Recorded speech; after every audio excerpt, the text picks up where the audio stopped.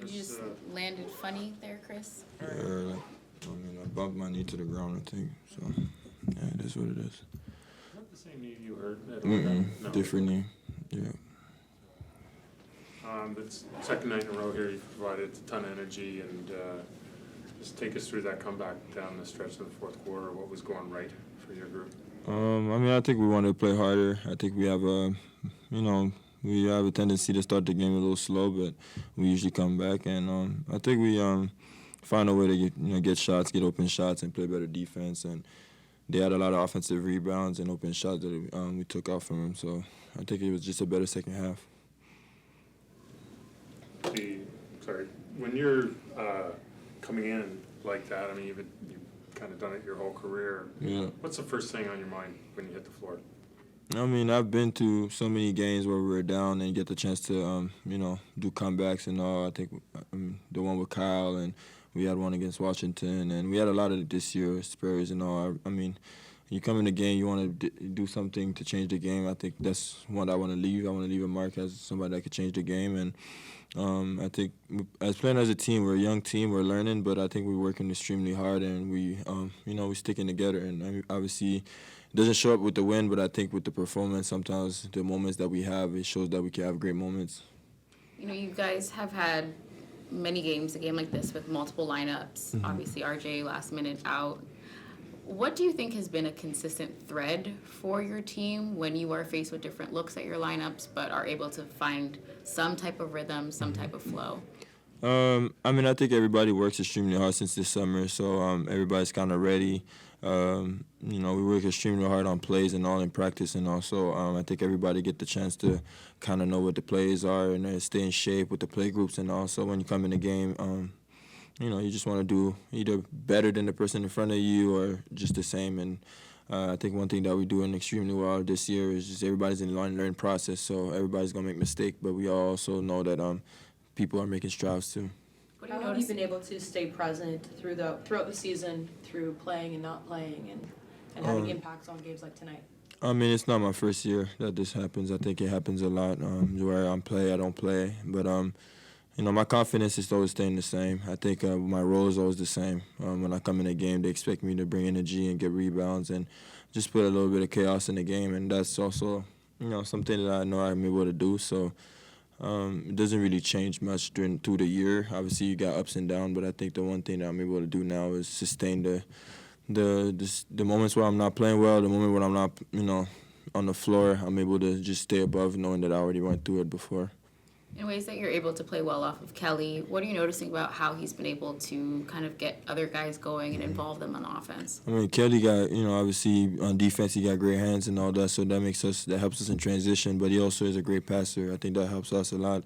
At 7 foot, it's kind of hard to deflect his passing and all, especially when he's passing it over top and seeing cutters. But like I said, I've seen Kelly play for so long that it's not surprising for me to see him hit all those passes and all that.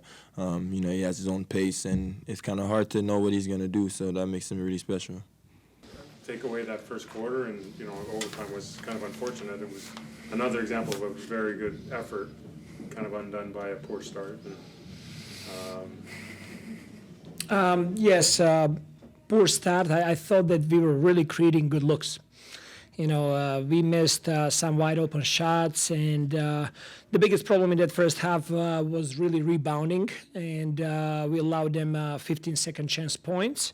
Ayton was just way too dominant for us inside, and but I thought that as the game progressed, that we did much better job in the second half, just being more physical. And Jalen came in off the bench and ended up with 10 rebounds. I thought that was good for us, but overall it came down to our 20 turnovers and allowing them a lot of second chance points.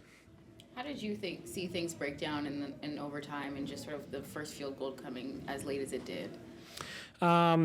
It came down really to us defensively. We did not do a good enough job of executing what we were saying.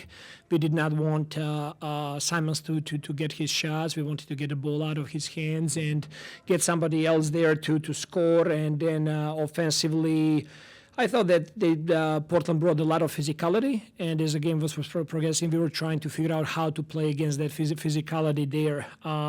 Again, in overtime, I thought that we took a couple of good shots, and they didn't fall.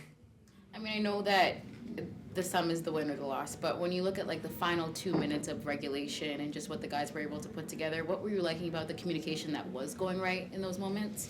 No, as I said, like I'm really proud of our effort, and we never stopped competing. We never stopped fighting for each other, and I give a lot of credit to our guys staying in the game and finding the way to get back in the game. And but you know, when you start the game with that deep, with a big differential there, you just gotta put way too much in the game later on. And but I thought also by the end of the regulation time that we were way tired going into overtime because we gave it all that we had there in that stretch in the fourth quarter just to force the overtime. Aside from his leg, what about just how Chris showed up? Is that sort of what you needed from him kind of all along in terms of the emphasis on energy? No doubt. He did a great job tonight of being aggressive, of just being on boards, being activated with his hands, just playing with a lot of effort. What happened there with his knee from your perspective, and how did he manage to stay ready to come back into overtime? Yeah, I think he just landed in a bad position, but he was able to come back and finish the game. So I think he's okay. You talked just in terms of Kelly Olynyk. What did you see from a playmaking standpoint? Because it kind of looked like he had to make some playmaking decisions to start the game and throughout. For sure, it was, when the last moment we lost RJ, and that's another creator and a scorer for us.